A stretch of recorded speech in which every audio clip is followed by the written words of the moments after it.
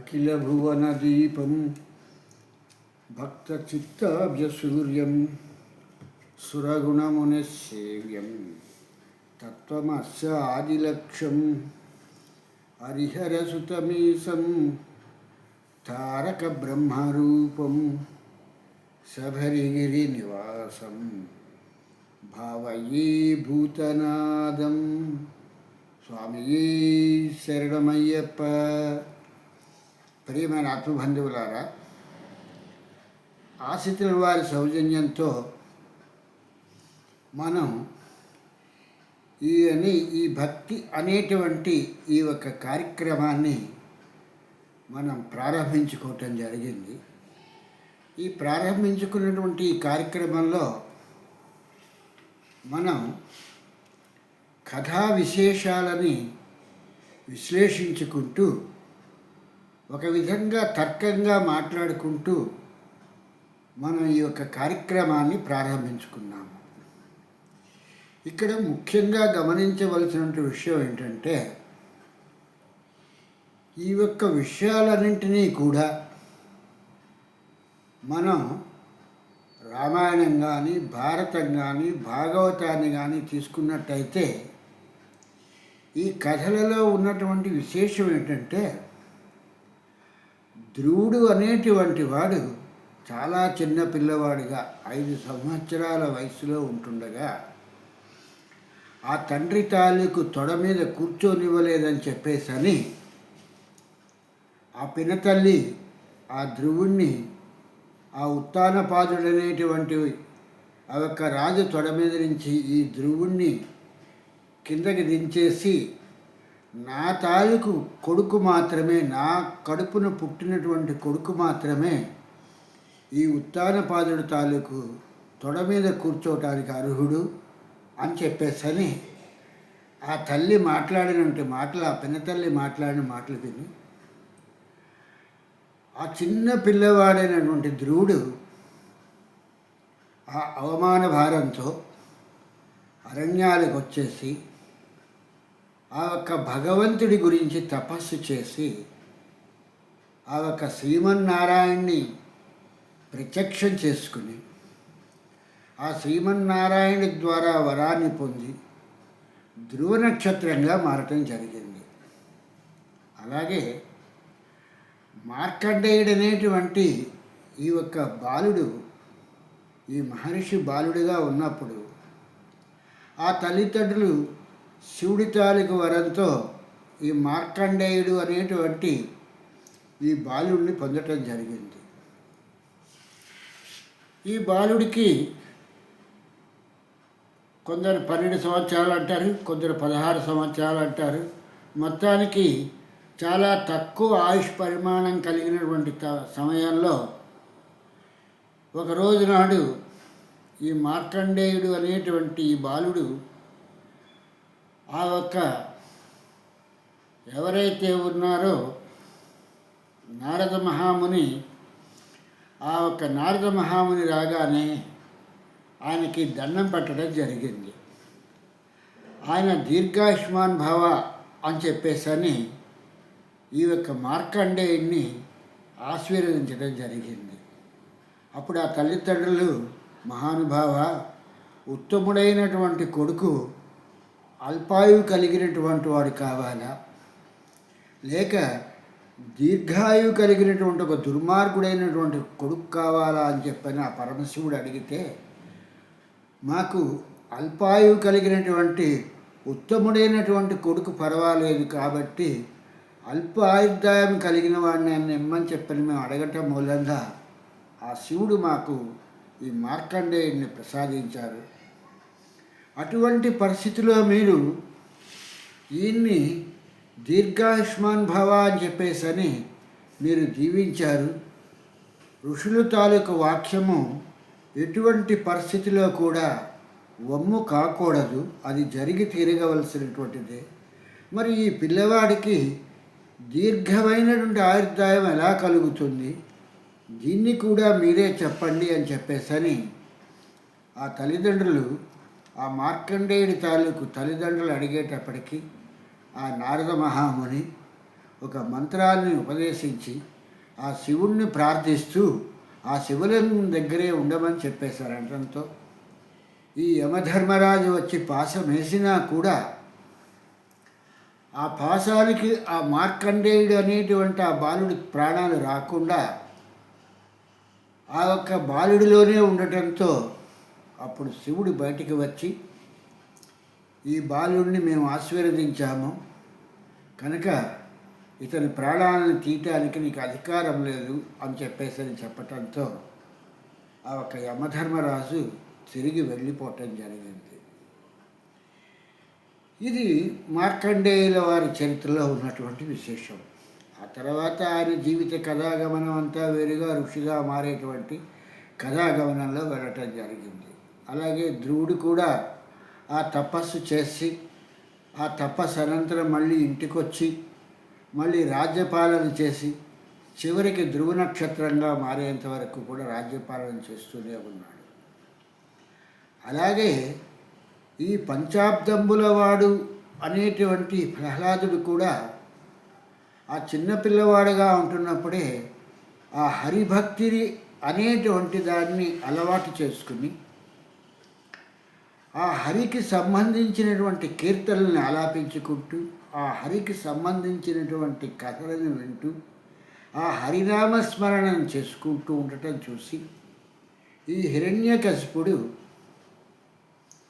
ఆ ఒక పిల్లవాడిని మార్చాలి అని చెప్పేసి కథాగమనంలో చెప్పేటువంటిది. ఇది అంతర్భాగాలకు వేరు. ఈ యొక్క హరిని కాదు స్మరించవలసినటువంటిది, హరుణ్ణి స్మరించాలి అని చెప్పేసి ఈ యొక్క పిల్లవాడికి చెప్తే ఈ పిల్లవాడు లేదు నేను నారాయణుడైనటువంటి హరినే స్మరిస్తాను అని చెప్పేశాను అనటంతో ఈ తండ్రి కొడుకులు ఇద్దరి మధ్యన కూడా సంవాదం అనేటువంటి జరిగి ఈ కొడుకు చేత ఆ హరినామ స్మరణ మానిపించి ఆ హరి అనేటువంటి ఆ స్మరణని మానిపించి ఆ ఒక శివుడి వైపు మళ్ళించాలి అని చెప్పేసి ఎంత ప్రయత్నించినా కూడా ఆ బాలుడిలో ఆ హరినామ స్మరణ అనేటువంటిది మానకుండా ఆ హరినామ స్మరణే చేస్తూ అతను ఉండటంతో ఆ ఒక తండ్రి ఆ ఒక కోపంతో అడిగేటప్పటికీ నువ్వు హరి హరి అని అంటున్నావు కదా, ఎక్కడున్నాడు అని చెప్పి అనేటప్పటికీ అతను ఇందుగలడు అందులేడు అనేటువంటి సంశయం వల్ల తండ్రి అన్నింట్లో కూడా ఉన్నాడు అని చెప్పేసి నా పిల్లవాడు చెబితే అయితే ఈ స్తంభంలో ఉన్నాడా అని చెప్పని అడిగేటప్పటికల్లా ఈ స్తంభంలో ఉన్నాడు అని చెప్పేశారంటే ఎలా ఉన్నాడు, ఏ రూపంలో ఉన్నాడు అని అంటే నరసింహాకృతిలో ఉన్నాడు అని చెప్పి నా చిన్నపిల్లవాడు చెబితే తండ్రికి ఆ కొడుకు ఎంత వయసులో ఉన్నా కూడా చిన్నపిల్లవాడితోనే సమానం కనుక ఆ ప్రహ్లాదుడనేటువంటి ఆ చిన్నపిల్లవాడు ఆ తండ్రికి చెప్పాడు ఇందులో నరసింహాకృతిలో ఉన్నాడు అని చెప్పాను. దాంతో తన గదతో ఆ స్తంభాన్ని పగలగొడితే ఆ స్తంభంలో నుంచి వచ్చినటువంటి ఆ నరసింహస్వామి ఈ యొక్క హిరణ్యాక్షుణ్ణి హతమార్చి ఆ ప్రహ్లాదుడిని కనికరించి ఆ ప్రహ్లాదుడిని ఆశీర్వదించి రాజ్యపాలన అనంతరము నీవు నన్ను చేరుకుంటావు అనేటువంటి విషయాన్ని చెప్పటం జరిగింది. అంటే మన తాలూకు పురాణ గాథలన్నీ కూడా చిన్నప్పటి నుంచి కూడా ఈ యొక్క భక్తి అనేటువంటి విషయాన్ని అంటే శైశవ దశ నుంచి కూడా పిల్లల దగ్గర నుంచి కూడా నేర్పమని చెప్పింది. మొక్కై వంగనిది మానై వంగున అని ఒక సామెత చెప్తారు. కనుక చిన్న పిల్లలుగా ఉంటున్నప్పుడే వాళ్ళకి ఈ యొక్క విషయాలన్నింటినీ కూడా భగవత్ విషయాలన్నింటినీ కూడా చెప్పుకుంటూ కథల రూపంగా వస్తూ ఆ తర్వాత వాళ్ళు ఒక వయస్సుకు వచ్చిన తర్వాత ఆధ్యాత్మిక చింతనలో మిగిలినటువంటి విషయాలు తెలుసుకోవాలి అనేటువంటి దృక్పథంతోనే మనకి ఈ రామాయణ భారత భాగవతాది కథలన్నీ చెప్తున్నటువంటి విషయం. కానీ ఈనాటి సమాజ పరిస్థితిలో మన పరిస్థితి ఎలా ఉందంటే, వాడు ఎల్కేజీ చదువుతున్న దగ్గర నుంచి కూడా పిల్లవాడిని ఒక్కరోజు కూడా స్కూల్ మానిపించకూడదు. ఆ పిల్లవాడు డాక్టర్నా కావాలి, ఐఐటి నుంచి ఇంజనీరింగ్ అన్నా కావాలి అనేటువంటి ఈ తల్లిదండ్రుల తాలూకు దృక్పథాన్ని ఆ ఒక్క పిల్లల మీద రుద్ది వాళ్ళని బలవంతంగా స్కూళ్ళకి పంపించి ఒక్కరోజు కూడా ఒక గుడికి కానీ, ఏదైనా వాళ్ళ బంధువర్గంలో జరిగినటువంటి వివాహాది కార్యక్రమాలకు ఆ పిల్లల్ని తీసుకుని వెళ్ళటం కానీ ఏనాడు చేయటం మానేశారు. ఇప్పుడు ఎంతసేపు పిల్లల తాలూకు భవిష్యత్తు అనేటువంటి దృష్టిలో పెట్టుకుని వాళ్ళేదో వీళ్ళని ఉద్ధరిస్తారు అనేటువంటి ఒక దృక్పథంతో వాళ్ళు ఈ యొక్క కార్యక్రమాలని కూడా మానేసుకుని, తీర్థయాత్రలకు కానీ మిగిలినటువంటి వాటిని కానీ మానేసుకుని ఎంతసేపు కూడా పిల్లల తాలూకు భవిష్యత్తునే దృష్టిలో పెట్టుకుని చేస్తే చివరికి వాళ్ళు ప్రయోజకులైన తర్వాత వీళ్ళకి మిగిల్చేది ఏంటంటే వృద్ధాశ్రమాలకి తీసుకెళ్ళి వీళ్ళని అందులో జాయిన్ చేయటం జరుగుతుంది, అందులో ఉంచటం జరుగుతుంది. ఎందుకంటే వాళ్ళ పిల్లల గురించి వాళ్ళు ఇలాగే తపన పడుతున్నారు, వాళ్ళ పిల్లల్ని పైకి తీసుకురావాలి. కనుక ఈ ముసలి వాళ్ళు ఉంటే వాళ్ళ పిల్లల గురించి వాళ్ళు పడే తాపత్రయానికి వీళ్ళెక్కడ అడ్డు తగులుతారో అనేటువంటి ఒక దృక్పథంతో, రెండు, మీకు ఇక్కడ ఉంటే కాలక్షేపణ జరగదు, మీ వయస్సు కలిగినటువంటి వాళ్ళందరూ కూడా ఒక దగ్గర ఉన్నారు కాబట్టి అటువంటి ఆశ్రమాలకు వెళ్తే మీ ఏజ్ వాళ్ళందరికీ కూడా అక్కడ ఉంటారు కాబట్టి వాళ్ళతో కాలక్షేపణ చెయ్యొచ్చు, మీకు సుఖమైనటువంటి జీవితం ఉంటుంది, దానికి కావలసినటువంటి ధనమంతా కూడా మేము ఇస్తున్నాం కదా. చిన్నప్పుడు ఈ పిల్లల తాలూకు చదువుల గురించి ఎలాగైతే ఆ తల్లిదండ్రులు ధనాన్ని ఖర్చు పెట్టారో, ఇప్పుడు వృద్ధాప్యంలోకి వచ్చినటువంటి తల్లిదండ్రుల గురించి కూడా వాళ్ళు ఆ ధనాన్ని ఖర్చు పెడుతూ మీరు ఆశ్రమంలో ఉండండి, వీళ్ళకి కావలసింది ప్రేమ, వాత్సల్యము, అనురాగము అనేటువంటివి ఏమీ కూడా వీళ్ళకి అవసరం లేదు. వీళ్ళు పొందలేదు, వీళ్ళ ముందు వాళ్ళకి ఇవ్వటం లేదు, వీళ్ళ వెనక వాళ్ళకి వీళ్ళు ఇవ్వలేనటువంటి పరిస్థితిలో ఆ తల్లిదండ్రులు అలా పెంచటం మూలంగా తల్లిదండ్రులంటే గౌరవం మాత్రం ఉంటుంది తప్పితే వాళ్ళ మీద వాళ్ళకి ఏ విధమైనటువంటి ప్రేమ, వాత్సల్యము, అనురాగము అనేటువంటివి లేకుండా వాళ్ళేదో సుఖపెట్టాలి వాళ్ళని అని చెప్పేసి అని తీసుకెళ్ళి వృద్ధాశ్రమాల్లో వేస్తున్నారు. మళ్ళీ తమ పిల్లలు చాలా బాగా భవిష్యత్తులో ముందుకు వెళ్ళాలని చెప్పేటువంటి పరిస్థితిలో వీళ్ళ తల్లిదండ్రులు వీళ్ళకి ఎలా చేశారో వీళ్ళు కూడా వాళ్ళ పిల్లల పట్ల అలాగే ప్రవర్తించడం జరుగుతోంది. ఈ విషయాన్ని ఎందుకు క్రోడీకరించడం జరుగుతోందంటే, ఏ తల్లిదండ్రి కూడా తమ తాలూకు పిల్లల్ని తమ దగ్గర కూర్చోబెట్టుకుని, పూర్వకాలంలో ఆ తల్లి తండ్రి ఒక సత్యనారాయణ వ్రతం చేస్తున్నారంటే ఆ పిల్లల్ని ఆ రోజు నాడు స్కూల్కి పంపించడం అంటే మానిపించి ఆ ఒక వ్రతం చేసుకుంటూ ఆ పిల్లల్ని కూడా కూర్చోపెట్టుకుని ఆ ఒక వ్రతాన్ని చేయటం జరిగేటువంటిది. అప్పుడు వాళ్ళలో ఒక జిజ్ఞాస ఏర్పడేటువంటి, మా నాన్నగారు ఏం చేస్తున్నారు, ఈ సత్యనారాయణ వ్రతం అనేటువంటి కథ ఎందుకు ఈ వ్రతాన్ని చేసి ఇంతమంది చుట్టాలని పక్కాలని పిలిచారు అనేటువంటి జ్ఞానము ఆ పిల్లవాడిలో ఉద్భవించేటువంటిది.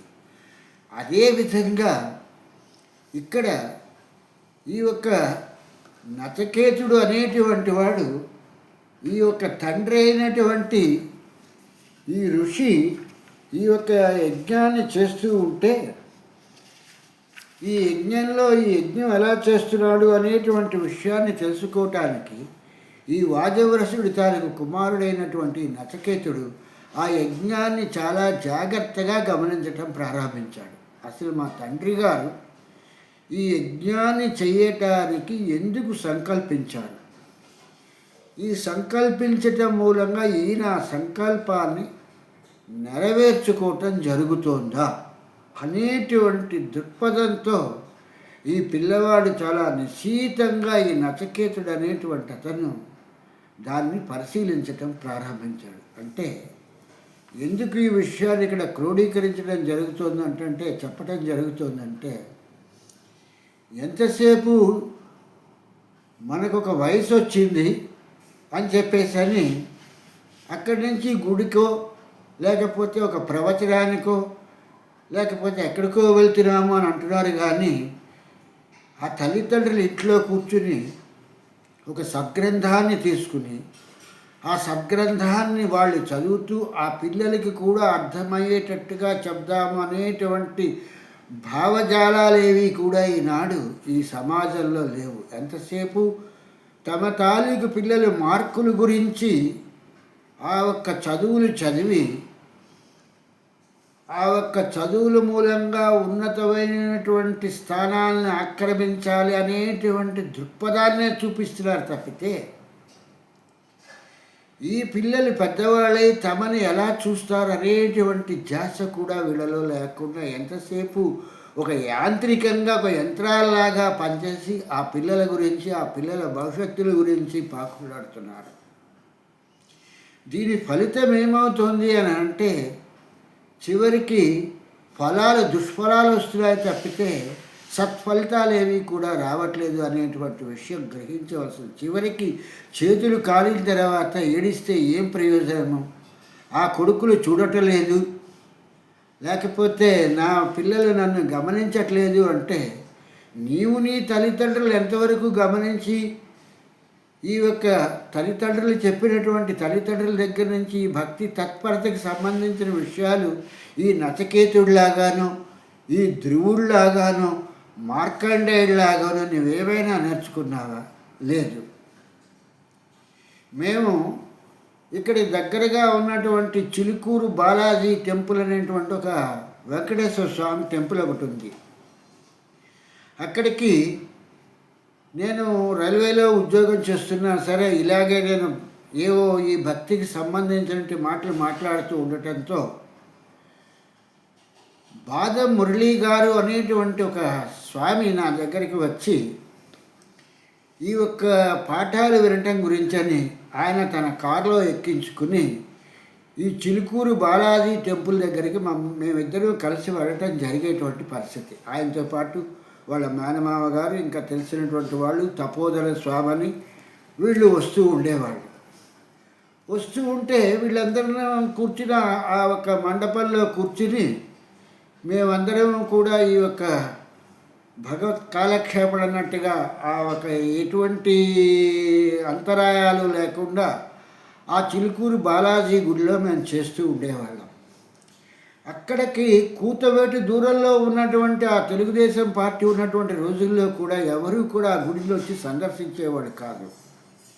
ఆ గుడి వైపు అసలు తొంగి చూసేటువంటి మనిషి కూడా ఉండేటువంటి వాడు కాదు.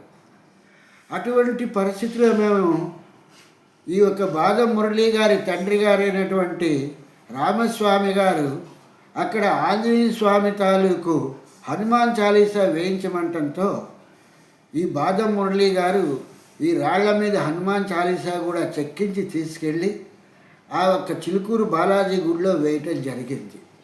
ఇవన్నీ కూడా అక్కడ కూర్చుని ఆ శివాలయంలోనూ ఆ వెంకటేశ్వర స్వామి దగ్గర కూర్చుని చక్కగా ప్రశాంతమైనటువంటి జీవనాన్ని గడుపుతూ ఉండేటువంటి వాళ్ళు.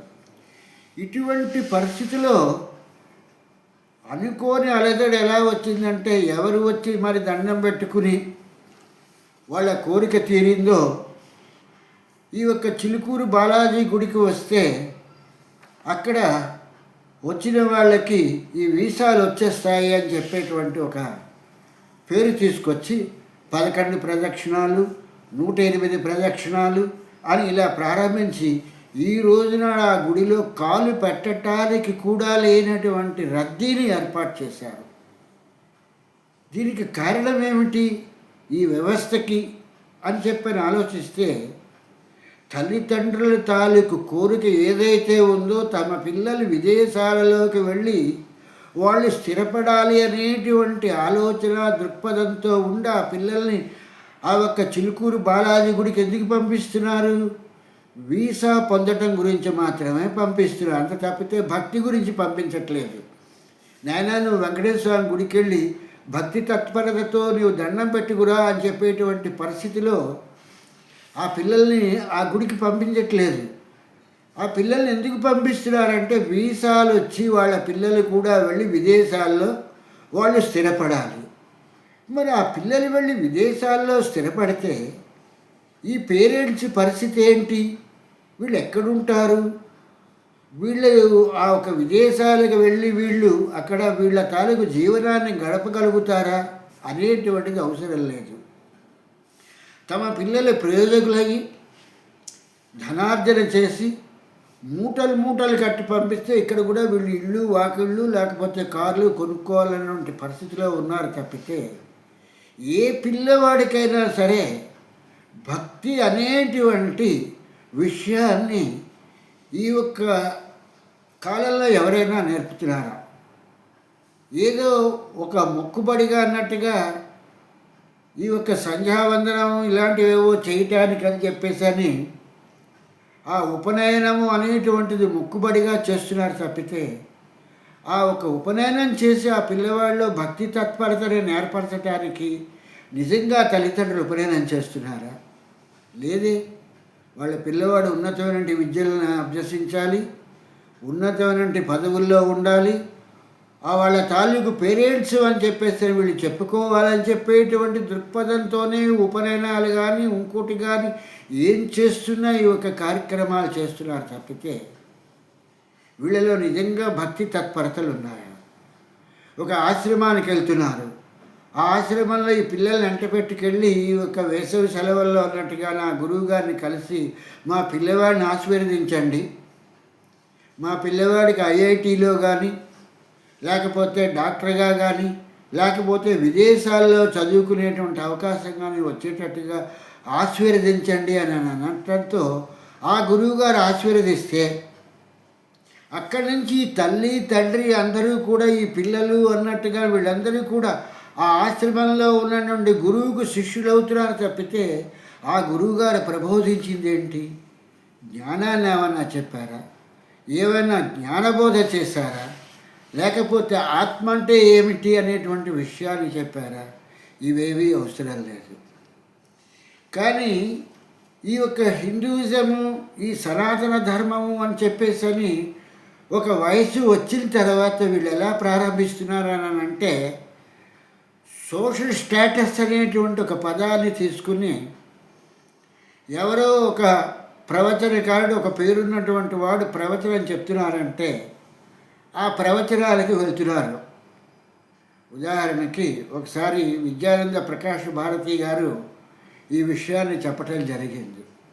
ఆయన మద్రాసు మహానగరంలో ఈ ఒక గీతా మకరందం అనేటువంటి దాన్ని చెప్తూ ఉన్నప్పుడు చాలామంది ప్రజలందరూ వస్తూ వింటూ ఉండేవారు. ఆ ఒక మద్రాసు మహానగరంలో, ఆ చెన్నై మహానగరంలో పాప ఒక వ్యాపారస్తుడికి ఇలాగ విద్యానంద ప్రకాశ స్వామీజీ గారు ఈ ఒక గీతా మకరందం అనేటువంటి చెప్తున్నారు అనేటువంటి విషయం చాలా ఆలస్యంగా అతనికి తెలియటం జరిగింది.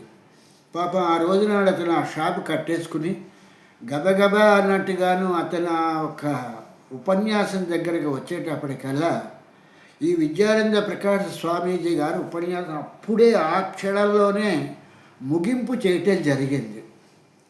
అప్పుడు ఆ వ్యాపారి అందులో ఒక అతన్ని పట్టుకుని, స్వామి ఇక్కడ ఏం జరుగుతోంది కార్యక్రమం అని చెప్పేసి అడిగితే, విద్యానంద ప్రకాశ స్వామీజీ గారు గీతా మకరందం అనేటువంటి కార్యక్రమాన్ని చెప్తున్నారు అని చెప్పేసి అతను చెప్పటం జరిగింది.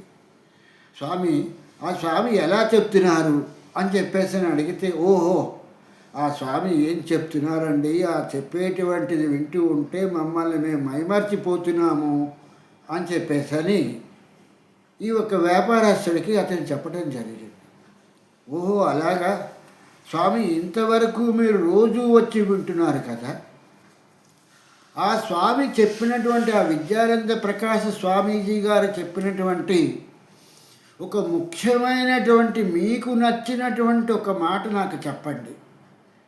వారు ఇప్పుడు ఈ ఒక ఉపన్యాసం ముగించేశారు కాబట్టి వారిని వెళ్ళి నేను ప్రశ్నించలేను కాబట్టి, ఇప్పటిదాకా మీరు విన్నారు కాబట్టి ఆయన చెప్పినటువంటి ప్రవచనంలో ఉన్నటువంటి సారాంశాన్ని ఒక్క మాటలో మీరు నాకు చెప్పండి అని ఈ వ్యాపారస్తుడు అడిగితే, చాలా బాగా చెప్పారు కాదండి, వింటున్నంతసేపు మరచిపోయి దేహం ఒక తన్మయత్వంలోకి వెళ్ళిపోవటం మూలంగా ఆయన ప్రవచించినటువంటి ప్రవచనాన్ని నేను మీకు చెప్పలేకపోతున్నాను. ఇంకా వారు స్టేజీ మీద కూర్చునే ఉన్నారు, వారిని వెళ్ళి అడిగితే వారు మీకు ఉపదేశం చేస్తారు అని చెప్పడం జరిగింది అని చెప్పేసని ఈ విషయాన్ని విద్యానంద ప్రకాశ స్వామీజీ వారు, ఏర్పేడి స్వామీజీ వారు చెప్పటం జరిగింది.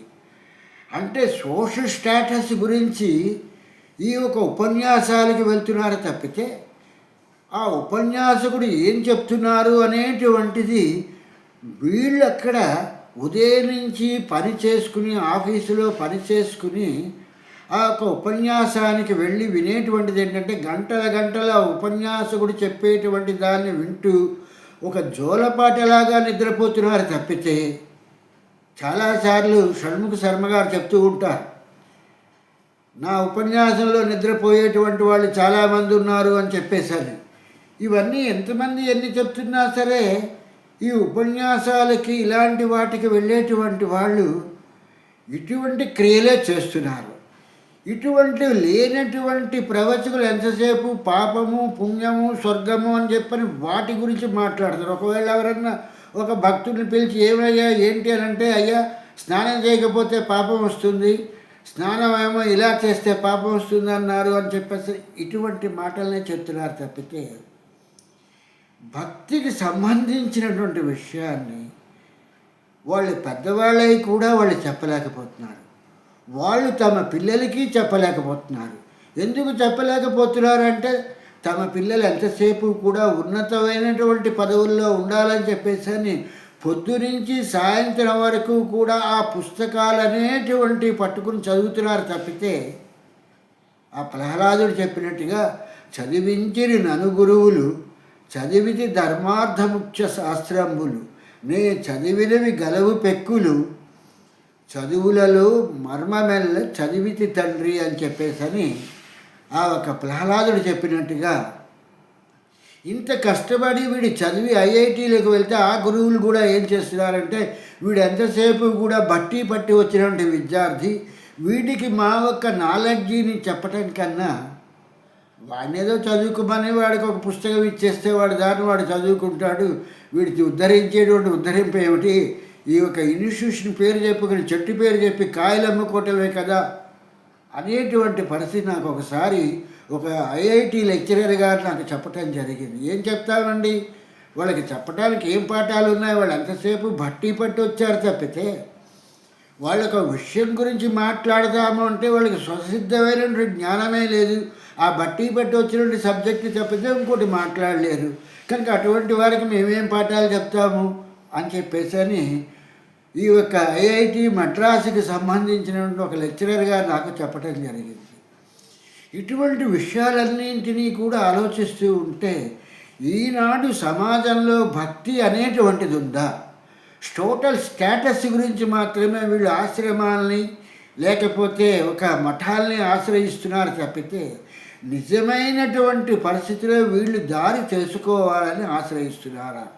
ఉద్యోగం అంతా అయిపోయిన తర్వాత రిటైర్ అయిపోయేటువంటి ముందరో రిటైర్ అయిపోయిన తర్వాత ఆశ్రమాలని పట్టుకుని అప్పుడు వీళ్ళు విద్య నేర్చుకుంటామంటే ఏమొస్తుంది, దాని గురించినటువంటి విషయాలు ఏమి తెలుస్తాయి అనేటువంటివన్నింటినీ కూడా ఆలోచించవలసిన విషయం. కాబట్టి ఇక్కడ ఈ నచికేతుడు అనేటువంటి వాడు యమధర్మరాజు దగ్గర నుంచి నేర్చుకున్నటువంటి ఈ పాఠాన్ని మళ్ళీ యమధర్మరాజుకే చెప్తూ ఉంటే ఇక్కడ ఒకటి నేర్చుకున్నటువంటి వాడు ఎవరయ్యా అంటే నచికేతుడు అనేటువంటి వాడు మాత్రమే స్వయంగా వెళ్ళి యమధర్మరాజు దగ్గర నేర్చుకోవటం జరిగింది.